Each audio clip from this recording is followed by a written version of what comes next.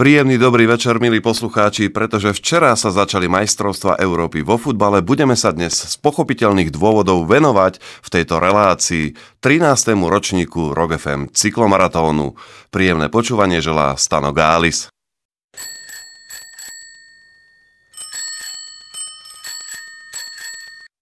Včera 12. júna sa uskutočnil 13. ročník Rock FM cyklomaratónu.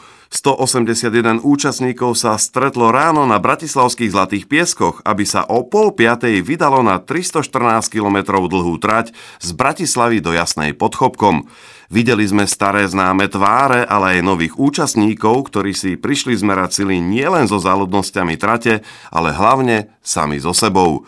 Štartovalo sa v nadmorskej výške 130 metrov a cieľ bol 1160 metrov nad morom. V štartovom poli sme našli aj 4 ženské mená, čo podaktori skúsení matadori komentovali s miernym úsmevom.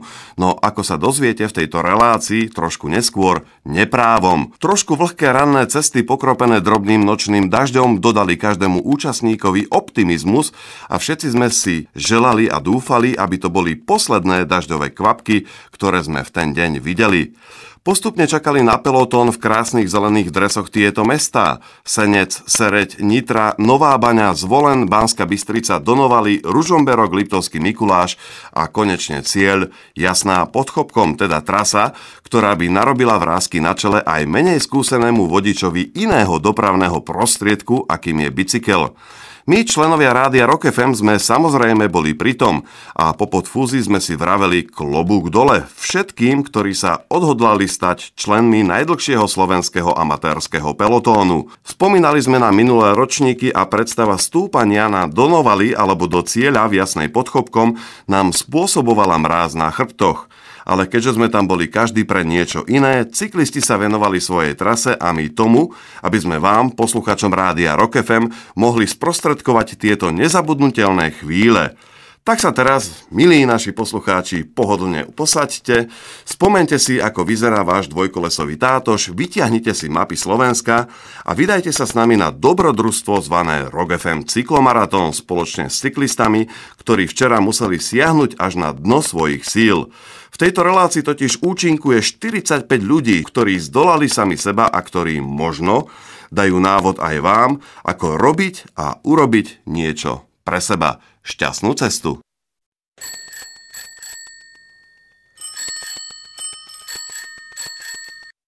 Zástavka Zubor, 131. kilometr. Páni, predstavte sa nám, odkiaľ ste? Šiška Marian, Banská Bystrica. Jožo Bar, taktiež Banská Bystrica. Prvých 131 km máte za sebou, aká bola cesta? Myslím, že to bolo celkom v pohode, máme dobrý vietor, horúco nebolo, takže myslím, že to je v pohode. Čo bolo najťažšie? Ráno stávať. Bola už aj nejaká kríza? Ani nie, myslím, že prídu Donovali a Štúrec, to budú tie horšie cesty ako doteraz. Vraj na trati bol aj nejaký defekt, vás niečo podobné postihlo? Konkrétne nie, ale videl som tam aj pády, aj defekt. Aká bola noc pred cyklomaratónom? Dosť taká stremujúca, akože nemohli sme zaspať večer, budili sme sa každú chvíľu. Minulý rok to podaktori prehnali pred štartom v noci, aj tebe sa to stalo? Tento rok som si dal pozor, dali sme si len zo 2-3 pivka. Myslím, že naozaj, že stačia tie 3-4 piva. Minulé to bolo horšie. Teraz vás čaká ďalší úsek do Hronského Beňadiku. Síly ešte sú? Sú. V pohode zatiaľ. Nálada v pelotóne. Tento rok je to v pohode, myslím aj tempo je také v pohode a všetci sa tešia. Myslím, že tie Donovali sa blížia a my sa blížime domov, takže sa na to tešíme. Ty sa nejako bojíš tých Donovalov? Nie, my ich máme nabehané, my sme z Bystrice, takže my sa toho nebojíme. Práve sa tešíme na niektorých iných, ktorí tam idú len raz za rok. Takže taká donovalská škodoradosť? Ale ani nie, to nie. Aký je rýchlostný priemer zatiaľ? Na počítač som teraz pozeral 29,59 sme myslím mali priemer zatiaľ, celkom dobré. Koľko máš najazdené? No, tento rok takých 1200 km. Nie je to málo, pretože EFA vyhlasoval, že ten, kto nebude mať 2500 km, tak nech sem ani nejde. Nepreceňuješ trošku svoje sily? Zatiaľ nie. Uvidíme, ako nás preveria tie Donovali a potom Jasná. A ty máš koľko? No, ja mám zhruba tiež toľko. Bola zlá jar, pomerne dlho bola zima, veľa pršalo, nedalo sa veľa jazdiť. Tu na tejto prvej zastávke ste mali aj občerstvenie, nejaký syr, prípadne žemla tam bola, banán. Chutilo? Chutilo, jasné. Od rána je ďaleko. Po takej námahe sa dá jesť? Dá sa, treba to skúsiť. Koľko litrov vody si zatiaľ vypil? 2 bidóny, také zhruba 3 litre. Chlapci, ďakujem vám pekne, držím vám palce, nech vám to dobre šlape do kopca a uvidíme tie Donovali. Čo ty na to? Ďakujeme, uvidíme. Dobre, ďakujem, dovidenia.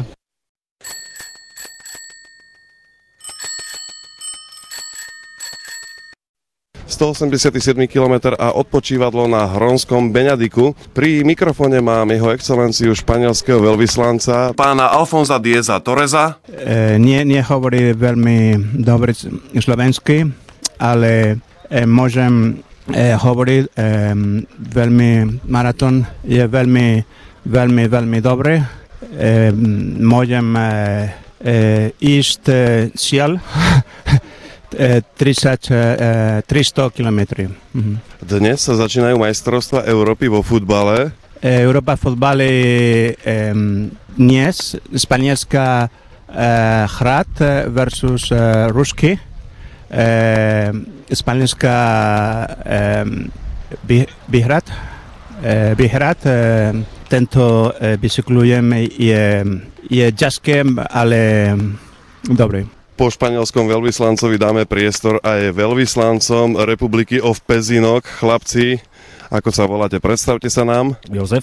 Ľuboš. Máte za sebou takmer 200 kilometrov. Jožko si popravuje zadnú časť tela. Prečo? No, nie je to také špatné. Ten darebák doteraz mi fúkal na tréningoch hlavne do tváre. Chcel sa na mňa pozrieť, ale dneska neškodí. Dneska viacej pomáha. Takže s tou žádnou časťou tela to znese. Skôr ten krk, to je horšie.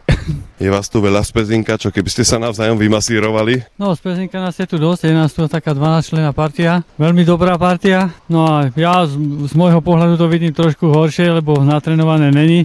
Bolí ma koleno a ťahám to vlastne jednou nohou.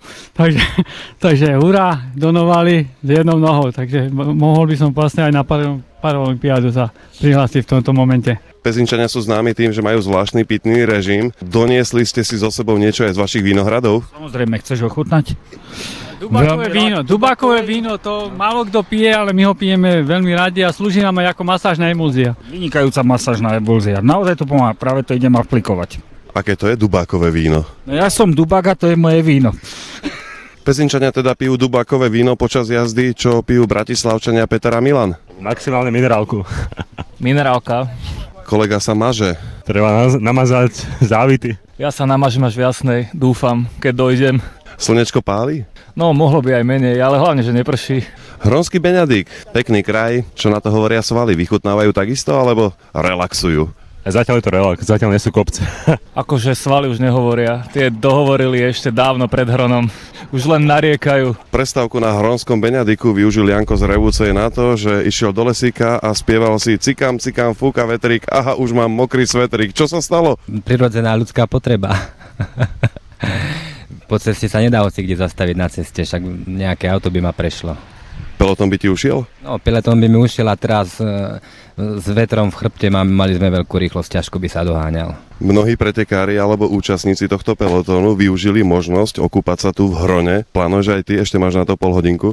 Nie som taký exhibicionista. Po iné roky sme to skúšali, ale bola väčšia horúča. A teraz je počasie v celku príjemné, takže dá sa to aj bez kúpania.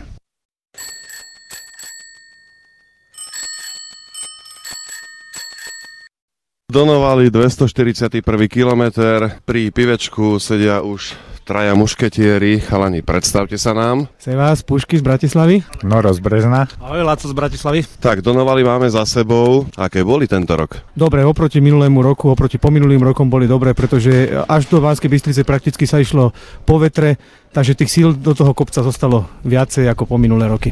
Ako sa išlo tebe? Veľmi dobre. Trošku krývaš? Trošku krývam, ľavou nohou som to odťahal, ale zatiaľ je to super. Sám som prekvapený. A čo ty? No, mne sa išlo veľmi dobre, lebo mňa ťahal Jožko Efa a ten nasadil strašné tempo a dobre sme došli hore. Efa je taký najväčší ťahuň v pelotóne? Dá sa povedať. Efa je každoročne tým najväčším bomboníkom v pelotóne. Je to proste jeho akcia, takže sa snaží. Kto to tam stále vypiskuje? Hlavne on a ešte jeho asistenti pískajú ako život, ale nám to nevadí, nám to neprekáža. My si dáme to pivko. a sme spokojní, že dojdeme do Jasnej, dúfam. Táto hodinová zastávka na Donovaloch určite dodá síl. Nemáš svalovicu už teraz? No, teraz už nie, keď som si dal nejaké tie vitamíny, tak už tá svalovica pominula a hravo už do tej Jasnej prídeme. Takže vravíš, že to najťažšie už máme za sebou, alebo máte. Presne ako hovoríš, najťažšie sú tie Donovaly a tá Jasná, to už ten záver sa dá zvládnuť. Teraz vás čaká zjazd do Ružomberka. Treba na niečo dávať pozor, pretože tam naberáte enormnú rýchlosť. A tak ono sa dole tých zjazdov sa púšťajú tí ľudia po jednom prakticky, takže tam v nejakej kolízii medzi chlapcami nemôže prísť. Snad treba dávať pozor na auta, ktoré nás obiehajú a auta, ktoré idú proti nám, keď sa predbiehajú náhodou. Takže tam na tých ostatných účastníkov cestnej premávky, ale medzi nami ku kolízii nepríde isto. Ako sa držia dámy v pelotóne? O tom nemám prehľad, lebo ešte žiadnu som nevidel. A ty? No ja som stále bol vpredu až po Donovali, takže za mnou sa všetko dialo, za mojím chrbátom. Ja som bol prakticky stále z Bratislavy až po Donovali na prvom mieste, takže neviem absolútne. A vy keď ste takí štréberi alebo štrébri, čo tak ich vziať trošku pod pazuchu potlačiť, aby si jej dámy vychutnali, ako to je rozrážať vietor? Ono tie dámy majú väčšinou partnerov, takže do cudzieho hniezda sa nelezie. Chlapi, na obed ste mali špagety a hovädzí vývar. Chutilo? No chutilo určite, to jedlo je veľmi dobre vybrané, je to také ľahké jedlo a dá sa po ňom aj ďalej potom šlapať, takže neťaží. Ale kolega ešte nejedol, prečo? Špagety ti nechutia, alebo? Stanko, ty dobre vieš, ty ma poznáš, že som vyznávačom a priateľom zlatistého moku, takže najprv si nám to pivko a potom pôjdem s chuťou sa pustiť do tých špaget. Ďalší z trojice mušketierov špagety odsabotoval a dal si dobrý, štiplavý maďarský gulášik. Čo sa chystáš? K Balatonu na nejaký cyklomaratón, aby si zvykol na stravu, alebo čo? Nie, ale špagety mi stačia akurát dole zísť do Ružomberka. Ako sa to dá zladiť, zlatistý mok, s tým, aby človek podával výkony a obdivuhodné výkony potom na trati? To je všetko otázka zvyku. Ja už bicyklujem od roku 1977, takže už nejakých pár tisíc kilometrov mám za sebou a jednoducho to pivo mi dodáva sílu a energiu. Samozrejme, nepreháňam to, dám si to 1-2 pívečka a dodáva mi to sílu a energiu. Pušky, o tebe je známe, že si ešte triezvy na bicykli nesedil. Čo tak skúsi to raz ísť triezvy, bez piva, bez zlatistého moku? To by som asi tu s tebou sa nerozprával dneska popoludní.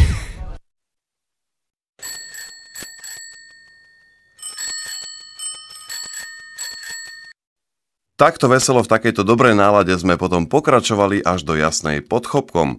V štartovej listine bola aj jedna perlička, otec a 2 deti. No, syn má 17, dcera má 16 rokov. Asi sú blázni po otcovi, tak sa dali na cyklistiku, tak ako aj ja. Ale ja som iba ako hobík, takže dúfam, že z nich vyrastú naozajstní cyklisti. Hovoríš hobík, to je z Pána prstenov, tam boli hobiti vlastne, že? To boli hobiti. Čiste ako koníček. Ako decko som sníval o tom, že budem mať poriadny bicykel, tak po 30-ke som si ten sen naplnil. Spýtame sa syna Janka. Janko, ty máš 17 rokov, tatko bol prísny, že musíš ísť, alebo si chcel? Nebol prísny vôbec. Prvýkrát som si vyskúšal vlastne polovicu maratónu, keď som mal 14 rokov, celý som ho prešiel, keď som mal 15. Minulý rok sme si dali pauzu, nejak sme to nestíhali, takže tento rok som si to vynahradil. Absolútnou hviezdou v pelotone bola 16-ročná Ľubka. Ako môže také útle žieňa ako ty prejsť na bicykli 314 km a ešte sa potom aj usmievať? Ja neviem, no. Dávala som si postupne ciele, že aspoň... Prvý môj cieľ bol dostať sa aspoň na Zlaté piesky, kde bol štart. Potom to stúpalo a keď som prišla na Donovali, tak som si povedala, že dôjdem až do cieľa. No. Mala si aj nejaké pomôcky od chlapov v rodine, príklad nejaké traky, ktorými by ťa ťahali na Donovali alebo sem do Jasnej? Nie, žiadne traky ani nič. Všetko vlastnými silami, áno? No, dá sa to tak povedať. Čo hovorí otec Jan na to, že jeho rodina sa stala podľa môjho skromného názoru absolútnym víťazom cyklomaratónu, pretože nikto s priezviskom Krausko nespravil dnes 942 kilometrov. Neviem, čo na to povedať. Podľa mňa je to normálne, keď sa v rodine vyskytnú také nejaké nálady, že neviem, ja som sa deťom venoval od malička, som ich zapájal do svojich koníčkov, no a toto je snáď výsledok. Kto z tvojho rodinného tímu mal nejakú krízu, prípadne už to chcel zabaliť? Ja. Do cieľa prišiel aj hokejista Robert Pukalovič. Robert, gratulujem. Ďakujem pekne, ale neviem, prečo sa to zdôrazňuje, že do cieľa prišiel. Ja som prišiel aj minulý rok, aj stále som prišiel, len je iné, či a ako. Takže tento rok ťa liptovské salaše nezlákali na polceste? Nie, tento rok som bol absolútne full a absolútne cool. Počul som, že ste po ceste videli aj nejaké diviaky a ty dokonca, že si chytil aj vlka. Ja som na vlastné oči videl dneska tých diviakov, čo nám takmer skrížili cestu. Ináč tých divých svín je vidieť v bare neúrekom a naozaj ten vlk, neviem, čo to má znamená, musím sa pozrieť, či ho naozaj mám. Spýtame sa kočiek, ktoré majú na starosti bufet, čo viac ide u cyklistov, pivo alebo chlebičky? To je narovnako. Chlapci sú aj hladní, aj smední, takže sa potrebujú aj najesť, aj napiť. Samozrejme, cyklisti vedia podávať nielen výkony, ale sa aj baviť. Barmana Janka sa spýtame, akí sú spoločníci, títo chlapci od bicyklov. Spoločníci super po tie roky, čo tu chodia. Vlastne cyklomaratón robím už 8 rok, ale vždy je fajn zábava a chalani sú bomboví, je to fajn. Nerozmýšľal si nad tým, že by si to sám niekedy prešiel a niektorý cyklista by ťa tu potom obsluhoval? Ťažko, nie som ten typ.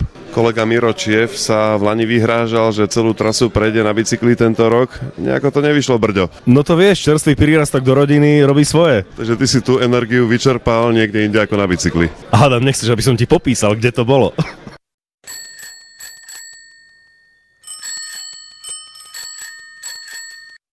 Samozrejme, že čas v cieli sme využili aj na to, aby sme dali jednu spoločnú otázku viacerým súťažiacím. Takže, aký bol tento 13. ročník Rock FM cyklomaratónu? 13 vystihuje všetko. 13 ja nemám rád, ale som rád, že som sa prekonal sám seba a oproti pred 2 rokmi som tu bol prvýkrát, som to vyšiel bez toho, že by som šlapal po svojich, ale všetko na bicykli a som veľmi rád, že som tu. Zdalo sa, že nevinde počasie, ale bolo to super. Veľmi dobrý. Tento ročník, Stano, takto ti poviem, ešte uvidíme. Večerná nočná časovka tá rozhodne. Ja som už prvýkrát, ale bolo to super. Tretíkrát a perfektné to bolo. Ja som tiež bol prvýkrát a som spokojný. Perfektné. Tento ročník bol dobrý, išlo sa s vetrom, no nádhera proste. Výborne, nepamätám takýto ročník dobrý. Dobrý bol tento ročník, ja som ho absolvoval 8 krát a prídem aj na rok. Fajn. Dobre to bolo. No bolo to dobré, každý rok. No tak tento rok dá sa povedať, myslím, že bolo perfektné počasie na cyklistiku. Tento rok som konečne prešiel, minulý rok nie. Maximálna spokojnosť. Ja si myslím, že vynikajúci bol ročník. Super bolo stánko, nebolo moc teplo, vyšlo sa fantasticky. Ideálne počasie, výborná akcia, bez komentára, veľké vďaka Jožovi za túto akciu. Sme veľmi radi. 4-krát sme, dojdeme aj 5-krát na budúci rok. Aby to Jožko vydržalo, ako zdravíčko. To super, ako ostatné. Menej teplo a to vyhovuje. Ubudali kilometre a nemám slovno. No super, ako každý predtým. Takže v pohode. Ja som nebol ja som sa len z Mikuláša prišiel pozrieť. Perfektný, úplne nenormálny. No vynikajúci. Lepšie ako keľkoľvek predtým, aj keď som iba druhýkrát. No bolo to parádne, lebo akože aj nás pokropilo zo začiatku a potom to bolo také, že nesvietilo slnko, nepálilo, takže v pohode. Dobrý, začal som bol úplne posledný, hej. A posledných 5 km som sa začal pešo. Všetky autá mi stihli odísť a som dostal defekt, hej. Dobrý, a na druhý rok sa budeme snažiť byť prvý. No najlepšie bolo to pivo asi, teraz. Dobrý bol lepší, v Lani nás slnko moc pripekalo. Teraz bolo a počasie ideálne, takže to bolo dobre. Super, všetko super. Išlo sa mi najlepšie, čo som doteraz išiel.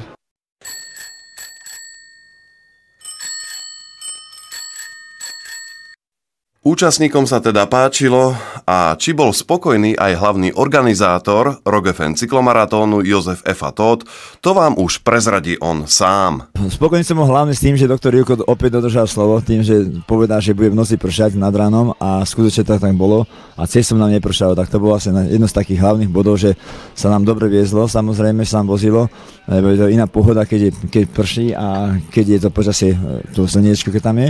No, bol som trošku nešťastný z toho jedného pádu, ale to sa stáva, nebolo to vino nejakého názvu spravodajteľa, chlapec sa nejak venoval viacej banánu a samozrejme ne bicyklu, tak sa to stáva, ale som sa poučil z toho, že ja sám nejako nie som nadšený s tou príľubou, ale určite od budúceho ročníka to už teraz viem povedať a prehlásiť, že bude mať každý povinný, nebude mať každý príľubu. Takže inak to bolo úplne super. Pýtal som sa viacerých pretekárov a tí takisto vyjadrili veľkú spokojnosť s týmto ročníkom. Ako sa to dá zlepšiť? Opravil by som, nemám rád slovo pretekár, jar, to nie je pretek toto, to je Rock FM cyklomaratón, kde všetci sme pekne spolu. Ja som bol strašne spokojný, že tohto roku tá policia sa vyznamenala to ako čo typu robili kus práce, že skutočne tie auta protiidúce zastavili. No tá bezpečnosť bola úplne perfektná a ja za tých 13 rokov sa tu nestal žiaden vážnejší ani polvážnejší úraz, tak s týmto som ja nadmieru spokojný a potom tak dobre mi to tak padlo, keď mi psieli, ja neviem, snáď strašne veľa desiatky chlapcov prišli a ma pobuchali a potlapkali, podali ruku, povedali, vynikajúca atmosféra, to prvýkrát, ďakujeme určite aj na budúce. Napríklad bol tu jeden z Norimberku a keď mi ten povedal, že doma porozprával o tej cene, o tom vstupe, tom poplatku, že dá 1000 korún a čo za to dostane, tak sa mu smiali povedať, že on pol Nemecka donese na budúci rok. To znamená, že bude aj budúci ročník. Budúci ročník, to viete, nezáleží odo mňa. Tu ako tu sedíme, tu je firma Radenská, samozrejme hlavný sponzor je Radenská, no uvidíme, či sa prejavia, či budú mať záujem o budúci ročník, ale sú tu aj iné firmy, ktoré majú záujem, samozrejme, že my sme už s tou Radenskou tak spolupracujeme roky, tak sa nám dobre spolupracuje s nimi, takže dúfajme, že bude, rozhodne bude, ja si myslím, pokiaľ budem mať na to, budem tu na tom svete, tak to opäť zorganizujem. Som síce mám nejakých pár šedín viacej, ale nevadí, čak stárne. Uspokojiť takýto pelotón je veľmi náročné aj z organizačného hľadiska. Bol si spokojný aj so svojimi spolupracovníkmi? Samozrejme, to sa nedá. Tu sú takí priatelia, my sa tešíme na dve veci, na Vianoce a na Rock FM cyklomaratón. Tak Vianoce už Rock FM bol cyklomaratón a Vianoce budú čo nevidieť. Takže takto to ide rok a rok, stále ubieha. Ty si opäť išiel aj na bicykli celú trasu. Mal si ty osobne nejaké problémy, prípadne ťažké miesta? Tá trasa je pre mňa ťažšia, myslím, že ako pre tých všetkých ostatných účastníkov, pretože z toho dôvodu, že ja chodím odpredu, dozadu, kontrolujem, či majú tie čísla, takže jasne, ja sa tam viacej narobím, skutočne oni sa len vozia, kdežto ja ešte aj tam s tou píšťalkou, tam s tými mojimi priateľmi spolupracujeme, takže ja tam mám s týmto stiažené a teraz myslím, čo ja viem, či ten obed, čo bude, či je všetko zabezpečené, z tohto dôvodu ja to mám asi najťažšie v tom pelotóne, a nevadí, som to spravil 13 krát, takže dúfajme, že to spravím. Mám som najazdil tých 3000 km do tohoto cyklomaratónu a myslím, že to spravím s týmito kilometrami úplne v pohode, to spravím. Ja stále tvrdím, že netreba tu sa hnať do toho cieľa a prísť úplne zničený, radšej to zmierniť to tempo, ale byť aj to, stále si vychutnali tú spoločnosť a tá zábava je tam fantastická, ako napríklad teraz mi hovoril túto kolega barman, že som povedal, dokedy boli chlapci, tak to ani nepoviem to slovo. Chlapci sú prežili na bicykli celý deň a ešte sa potom do rána bavili a to je práve tá atmosféra, na ktorú sa spomíname. Rok na to spomíname a tešíme sa na ďalší ročník. Povedz, do koľkej boli chlapci? Nepoviem, do 6:30.